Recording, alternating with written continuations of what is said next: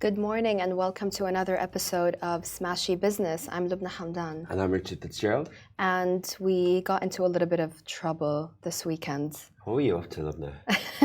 I was just up to no good. No, I'm kidding. Someone else was up to no good. Oh, yeah. Actually, we had a Dubai billionaire that was arrested on charges of fraud and crimes against the UAE. Should we get into that? Yeah, and then there's two more stories. Two more stories. So let's talk about Replit CEO Amjad Masad. Everyone is talking about his tweet. He said a consistent theme in conversation with Arabs in Dubai this week is the situation in Gaza. We'll get into that. And then no Uber pickups and everything else you need to know about the Qatar Web Summit. We're flying to that shortly, so we're in a hurry. Yeah, we're in a rush, but we have a nice guest coming up after our little chat and those stories. We've got a good guest, right? Yes, he's the founder of Boyz. You've either heard of them, you've seen them around, or you've eaten their food. Exactly. So coming up next, stay tuned for that. He talks about how important the franchise business is. He's franchised the homegrown local brand Boyz all around the world. So stay tuned for that. Yeah, so it was a scoop really, Lubna, wasn't it? Like, I think there's interesting things here. So when Smashy Business broke this story, people were like, is it true, is it true? But what happens is that, you know, the communications departments of the state entities, whether it's the RTA or the Dubai Police, are really good at managing comms. And, you know, you as a good journalist receive this information, fact check it, put it out. And, you know, there's nothing illegal, there's nothing defamatory, it's just people are just unused and surprised. I was surprised personally, and you can go into the details of the story, the reaction and how famous he is. Yeah. You know, from our point of view, we've obviously had Mavinder on the show and he's a nice gentleman. I've met him at dinner many times. He's obviously a hard worker over the years. This is not the highest point of anyone's career, but I think you know what he preaches and what he talks about is hard work. You know, in Kuwait and in India, but where he's reached fame on Lovin Dubai over the years is the number plate purchases. Yeah. And the reason he talks about that is because he, you know, the 15, 20, 50 million dirhams number plate purchases, it goes for a good cause as well. These are run by the state, and the state use these funds for charities. Absolutely, and I think that's wonderful that the state does that. But you know, why would you buy a plate number that's $9 million? Is it really because you want to give to charity, or is it because, let's be honest, right? If you buy a plate number that's you know, number 5. It says that, you know, maybe you didn't have a lot of money growing up and now you've been working hard or doing other things and you want to put it out there that, hey, I finally made it. Let's not kid ourselves here. Like, you know, I've interviewed a lot of people who came from nothing, like Flavio Briatore is one of them. They have this kind of he flexes too. Inferiority complex, right? Billionaire. I mean, hey, dating Naomi Campbell and all those supermodels. So anyways, let's get into the story a little bit because it gets interesting, right? It's kind of a classic, you know, he's been accused of several things. There are allegations of money laundering. Money laundering is what, I mean, he started in car parts, right? Spare parts, automotive spare parts in Kuwait. He's Indian, he's not Emirati, by the way. There's a lot of speculation about that on social media. People are wondering where he's from. So he's not Emirati. He actually doesn't have the Kuwaiti passport, according to our sources. He started in Kuwait, and some of his favorite restaurants, he was, you know, being seen out in Avli and LPM, and he was always with, this is an interesting bit that not a lot of people know, wasn't mentioned in the story. He always used to walk around with Emirati bodyguards whenever he used to go to Avli or LPM or DIFC, and that pissed off a lot of people. So that's the problem, isn't it? It's a classic 101 of, you know, alleged money laundering is people get too greedy, the bookkeepers get too greedy. I think it's alleged. I think we have to be caveat about this is that, like, you know, why are we breaking this story? I'm trying to protect us a bit here. But why are we breaking this story is because it's news and it's important. And last week, the Bloomberg reported that UAE was taken off the money laundering watch list, list. And, you know, it is good that the story has come out and that, you know, hopefully he gets cleared of all charges. Hopefully he gets back to doing what he was doing and that this misunderstanding of the 100 million dirhams that's owed to the bank is cleared up. Like, I want these people to be successful and to be celebrated. And if there are things where breaches are done due to regulation, that means the UAE is getting stricter so more people can be safe with their funds here, then we're all better off. Exactly. I think the UAE is doing the absolute correct thing by doing this, you know. And I don't think he's gonna serve too much time at least. I do think he'll be out. I do think he'll be out soon. Because he's innocent. Hey, innocent until proven guilty. You know what I mean? But you know, the fact was that there was an arrest that did take place, and you know, the UAE is looking into, you know, and it's, you know, a lot of people say, why aren't there open and free charities in the UAE? It's because they were abused in the past for money laundering and things like that. And you know, we saw stories in Saudi recently where there was other corruption and other you know, incidences of misappropriation of funds that are outed, and I think the more of that, the better. Whether it's and I think that's where media organizations and state departments and media offices working in tandem, which they're doing a lot more of now, absolutely, will really help. And apparently he was spreading misinformation about him being involved with a casino opening in one of his buildings in Bersha. So that's some of the inside information that you can listen to exclusively here on Smashy Business, the morning show.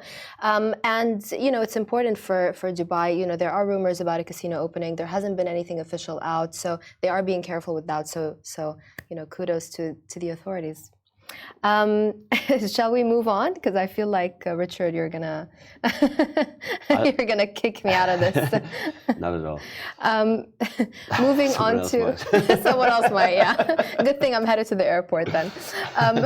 So Replit's CEO Amjad Masad tweeted something that caught everyone's attention. He said a consistent theme in conversation with Arabs in Dubai this week has changed my views on the West. He said the situation in Gaza changed my view of the West. That's what a lot of people are telling him. He's saying these are people who believed in liberal ideals and now feel it's all a lie because universal rights don't seem so universal anymore. It's quite a big deal when the CEO of a company like Replit, you know, which transforms coding into seamless.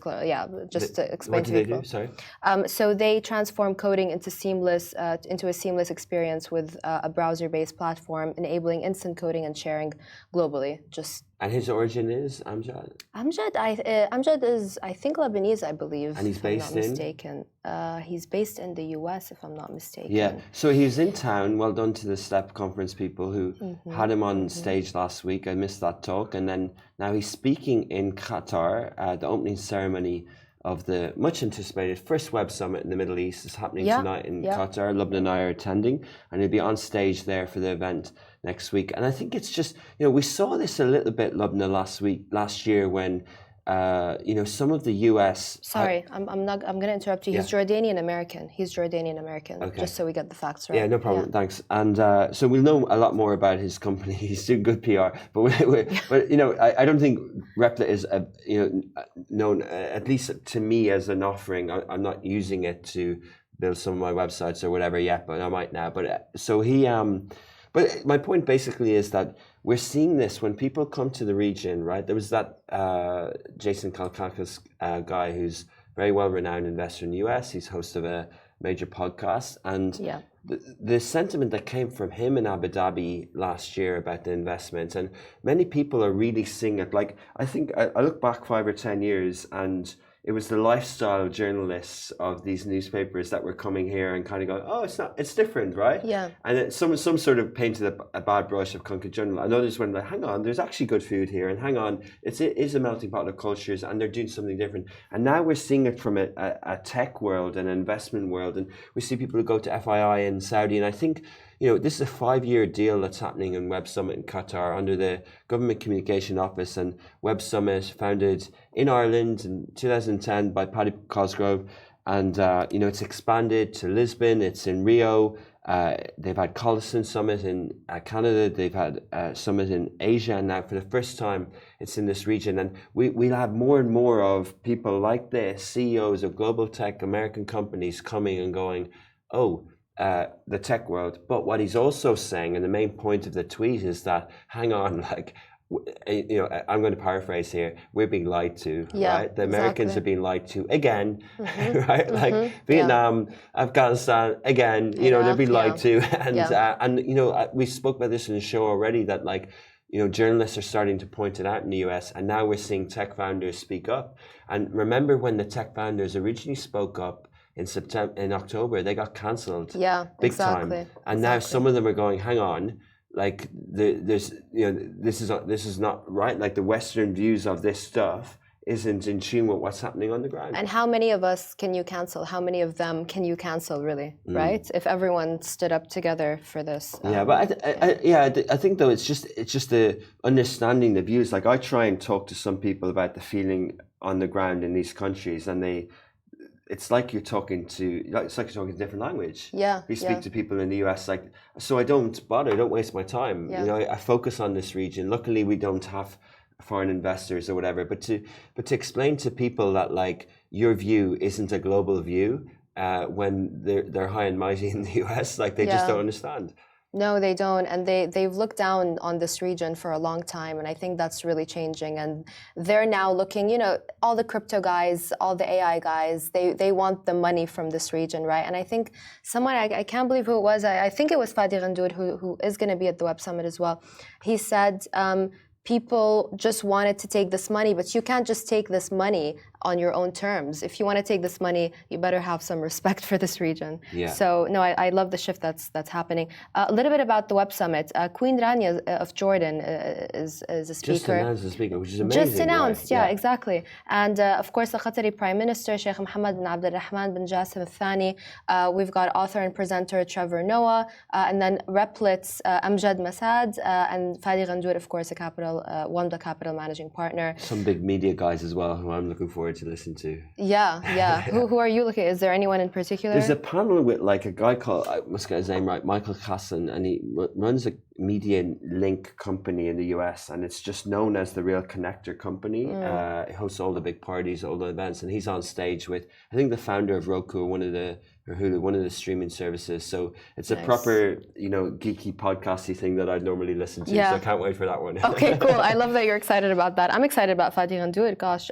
Okay, so one more interesting thing, guys. If you are going to the Qatar Web Summit, not sure if anyone has picked up on this, but we wrote a story about it. Uber has actually temporarily suspended all pickup requests from the Hamad International Airport. It started in October last year. The Ministry of Transport wants to halt all ride-hailing services at the airport. It's pushing its local taxi company, Karua, for airport pickups. It's great. The service offers card payments, but users have complained that it's usually only cash payments, so be prepared if you're going to the Web Summit. Yeah, that's a good point.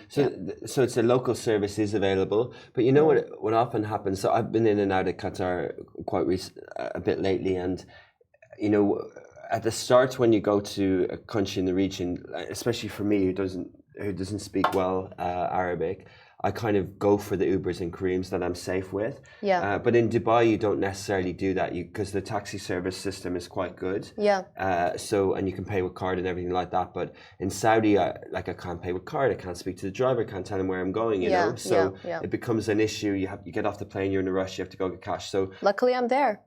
And I can translate. Well, for Qatar, but of late in Qatar, the system has got better with the official government taxi service, and now you've got this new service as well, which is really useful. But it also goes to show that, like, going back to Uber, right, how Travis Kalanick and how they grew into different cities and regulation. Like, there's many times where I think in Abu Dhabi for a while they weren't available. Like, there's many times, right? Like, there was many times where cars go off the grid and on the grid, car hailing services, because of regulation, because of disputes, because of things like that. It just shows how hard it is to do market entry, and in a way how local companies do in some way have an upper hand, whether they're government investment or founders or startups. Like this, we talk often about Careem and Uber and Souk and Amazon, but like you do have a little bit of leverage being in touch, being based on the ground, and not being an American company trying to sort of zero-sum game each sector.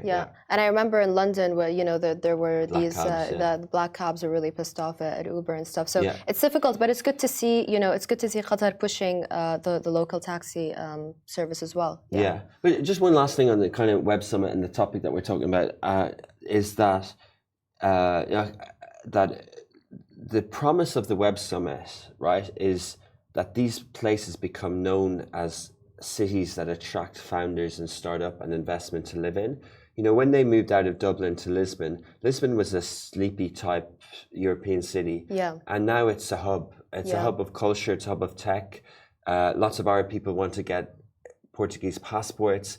Like it's basically they built a nation brand around my sister tech. included. Yeah, your sister included. But it's fascinating, right? And if you think about it, like Sir Martin Sorrell spoke at Davos. I think I've said this on the show before, and he said that the region is doing nation branding, and then they talk about like how do you do nation branding? You buy the World Cup, you buy the Olympics, or you host the F1. But it's tech, right? Like I was in Tallinn during the pandemic in Estonia. Really? And that's that. You know, if you look at the statistics of number of starters per capita in the world, they're up there. If not number one, right? If they're not number one, and it's a strategic thing, and you can see that there's no reason why Estonia should be, right? And even my home country, Ireland has all the tech. Because of 12% corporate tax, it's got huge offices, Lubna, for Facebook, Meta. Like the billing of the Middle East ads has a Dublin address on Google, right? So I think, you know, I personally think that this is going to be great for Qatar. I think in 5 years' time, we're going to see something really interesting, and well done to everyone at Web Summit and the people like Qatar who had the initiative to do it as well. But also, like, I think people looking at the Levant region, like, why can't we have a Tallinn out of Iraq, Amman, Palestine, Lebanon, or sorry, Jordan, Palestine, Lebanon, or Syria? Why can't we have a Tallinn like Damascus or Beirut? And I think we potentially can. I think the one to look out for is Amman, really, right? Because all the others are unstable politically at the moment. So Amman, I think, is the one that can really. So it's great to have Queen Rania there. Maybe we can ask her that question if we get the chance. Yeah, let's get our flight. All right, thanks see you a lot, in guys. Qatar, everyone. Bye. Welcome to Smashy Business. We've got Gaurav Sabharwal, founder and CEO of Boyz, with us here in the studio. Welcome. And scaling regional homegrown businesses abroad. And we're talking about Boyz, and I'm just, because I really love your food. So yeah, gosh, okay, Thank you. I know what I'm ordering after this. To getting you to enjoy some Boyz after this. It's beautiful to see regional homegrown businesses scale and expand abroad. And you've already got several franchises. You've got it in Toronto, Ghana, Oman, and already a couple here in the UAE. Yes, 5. 5 in the UAE. Yes. But it is a homegrown concept. Yes. Were you planning on moving into the franchise business? Always? Was that the plan? The plan was to create Boyz into an international brand. Going down the franchising route was one of the options, and after exploring, you know, different strategies on how we can expand, franchising ended up being one of the options that we went forward with. And I can today say proudly that yes, it was the best option that we've taken up. It's brought immense scale in the business, and it's been great for the brand. I don't come from the F&B industry, so 7 years of doing Boyz, you know, I came from the corporate world, and so we've learned. This has been a fantastic learning journey as well, and through scale, we learned what were the best options to scale this brand and take it places. It's really interesting that you have a corporate background and you're succeeding with Boyz. You know, you seem very focused in that mindset of scaling, and it has been very successful. It's important to have that corporate experience, and I know I've spoken about it a couple of times, but you know, I interviewed the co-founder of House of Pops, and you know, we were just highlighting really how much of a difference it makes to have that corporate background. Absolutely, and all credit to him as well. He's created a fantastic brand. You know, I think having decent and good corporate experience gives you the grassroots understanding of any business that you're getting into, right? It allows you to be disciplined in the structures that you're going to bring in, where you do not look at in our business, you don't look at it as a restaurant, but you see it as a brand. You see it as an opportunity that can grow. So we've had to, ever since our inception, we've had to make early stage investments into the business that typically a restaurant may not do so, because for many out there, and successfully so, they run the business as a restaurant. Right. Right. my vision for the restaurant was to create it as a brand and be able to take it out.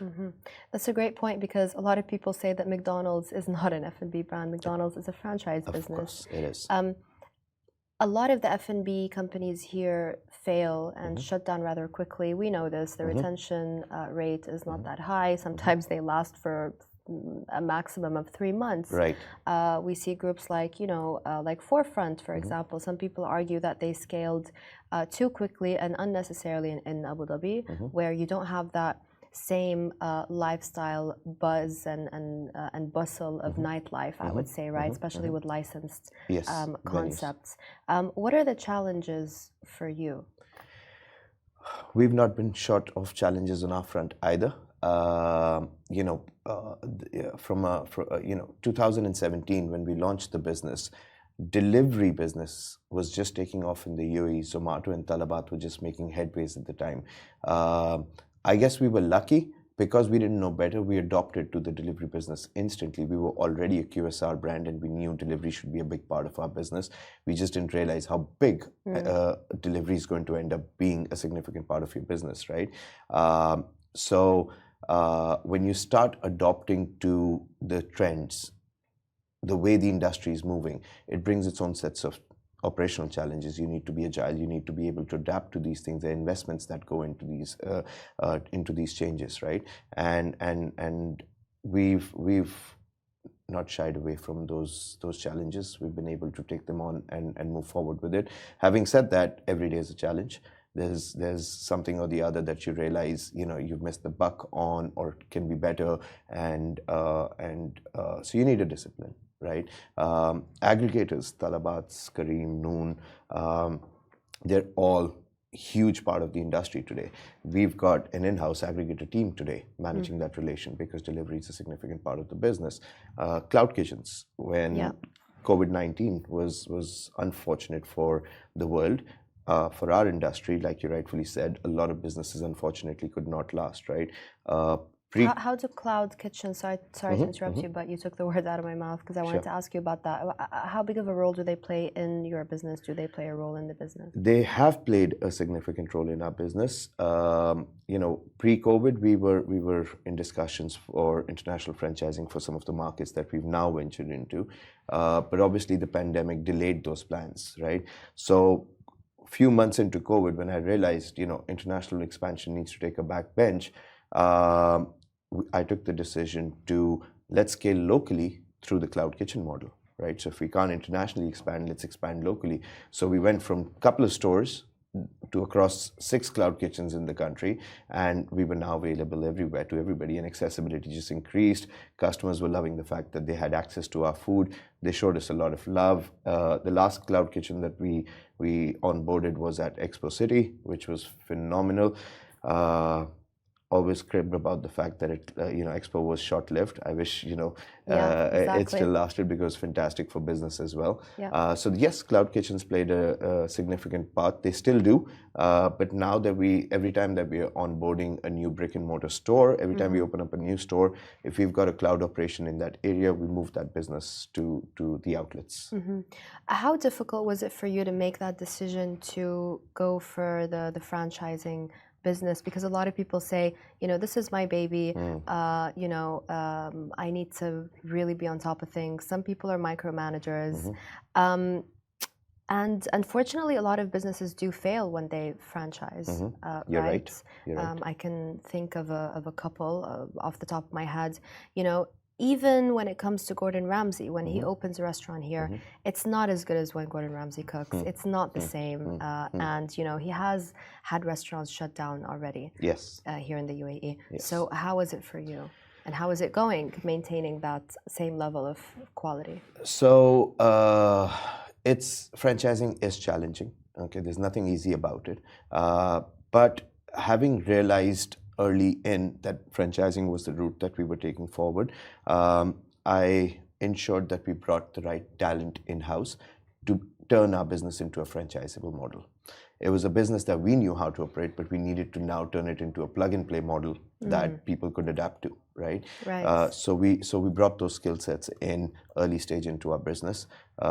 It took a couple of years of streamlining our processes, our practices, but we've been able to do so. And today, for any investor, when they come in and they take on the franchise brand for Walk Boys, it's literally a plug-and-play model, right? But it's the food business. You still have to be actively involved. Yeah. It's not. It can never be a passive investment, right?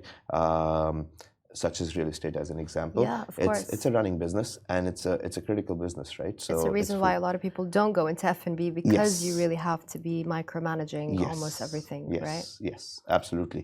But end users. So I think brands like Walk Boys and several homegrown brands in the UAE today have opened up the end user franchising opportunities in the market, which until now pretty much did not exist, right? All the international brands have been brought in by the large group companies in the countries, right? And that's the way the economy has been settled in terms of the F&B industry. But I think a new wave of brands are now erupting and disrupting the model, right? Where we've opened up end user franchising. So Lubna can come to us and say, "I love your brand. Can I open up one of Walk Boys stores?" And absolutely. And how has that been going for you? You said you already have a couple of end users. Yes, we've got 4 or 5 end user franchises locally already, and we've got more that have signed up, and we're in the midst of trying to secure locations for them. So it's been fantastic, and it's great to see that when end user franchising comes in, end users bring in that passion with them. Right, they've made these investments and they want to see it succeed, right? So they stand shoulder to shoulder with you on operational efficiency, on consistency, on the way your brand should be represented. So it's been fantastic. The experience with end user franchising is brilliant because they bring that passion with them. And not to say that corporate investments aren't welcome. It's just the fact that end user franchising brings a degree of emotion with it in the business, which is positive. Absolutely. I'm surprised to see that Saudi is not there on the list of your locations. Is there a reason for that? Are you planning on expanding there or franchising there? Thank you for asking the question, and to all your listeners, feel free to get in touch with us for Saudi. but jokes aside, Saudi is such an important market, and we definitely want to be in Saudi. Openly speaking, we've had quite a significant expansion in the last year and a half, and we've been focused on ensuring that is laid out rightfully, right? We're now 2024 strategy is GCC, right? We want to consolidate the growth that we've taken on. We want to focus on the markets that we've already got into, ensuring that the growth in these markets are rightfully done. Proactively, the only region outside of the markets that we've actually already accomplished, I think the focus is going to be on GCC. Sorry, go on. No, and I was just saying Canada was probably one of the biggest markets that we've got into, and so growth in Canada and in GCC are the 2024 areas of focus for us. Great. Is there a fear of we might grow too quickly? Absolutely. And I try and find the best way to answer this question because there's no right way to suggest the fact that we've not seen exponential growth fairly quickly, but we've been gearing ourselves for it. Okay, we've invested in the teams early in our stage to be prepared for this growth, right? So when any restaurateur has a couple of restaurants, they don't end up hiring operations and aggregators and marketers internally and area managers, etc. We were building the foundations right from an early stage. The good thing is, I'm happy about the fact that we're able to do this. We've been investing on this internal growth. People that joined us in the early stages of career are today leading us in these markets. Our teams are moving with the brand. So people have gone to Ghana, people have gone to Canada with the brand, people have gone to Oman with the brand. They're moving to the end user franchising with the brand. So we're investing into this, right? And today our team is reaping the benefits. They're not just professionally advancing, but in terms of their skill sets and experience, there's such an advancement on that. How much do you personalize, or how much is the offering personalized to specific markets, or does it work as it is there already? Fantastic question. We personalize. We ensure that the core offerings of Boyz always remain true to the brand. Right. Outside of that, we ensure there's personalization. Localization to any country that you go in is extremely critical. A good example, we went into Ghana, and one of their favorite sauces is a sauce called shito, which is a very spicy sauce. And I couldn't see the blend of shito into an Asian cuisine, right? Until I realized that shito needs to be everywhere, right? It's an Italian concepts out there, it's in Japanese concept. Everyone was using it. So we had our chefs do an R&D on the shito sauce, and we developed a coconut milk based shito spicy sauce, and we brought that fusion in, and we called it the Great Wall of Shito. And we took it to cool. Ghana, and that's probably one of our highest selling sauces in Ghana. So yes, there's a significant degree of localization in each market we go to. Amazing. Speaking of sales, how is the business doing? How's the performance? God bless. It's been fantastic. It's been a great journey. We don't shy away from the fact that there's a lot of competition in the market. Dubai is just a huge volcano of opportunity for everyone, which only means that every day new brands come in. Everyone's testing the waters. Homegrown brands are evolving constantly right now. So we just need to stay on top of the curve, and God bless, we've been in a good and fortunate position thus far. So you don't want to share any numbers? I'm getting that vibe. We keep that under the wraps. Okay, that's fine. Honestly, it's been a very fascinating conversation. I mean, the world of F&B is extremely fascinating, right? Is there anything else you'd like to add before we go? We're running short on time, although I would love to speak to you. I could talk about this for days. Thank you for having us, and thank you to the UAE. We pride on the fact that we're a UAE homegrown brand that today is being able to take the brand to international markets and fly the flag high for the UAE as well. So thank you for having me. Absolutely. Thank you so much. Thank you. Pleasure. Guys, you know where to watch us. Stream the show on smashy.tv and or listen to us wherever you get your podcasts, Anghami, Spotify, or Apple. Thank you, and we'll see you tomorrow.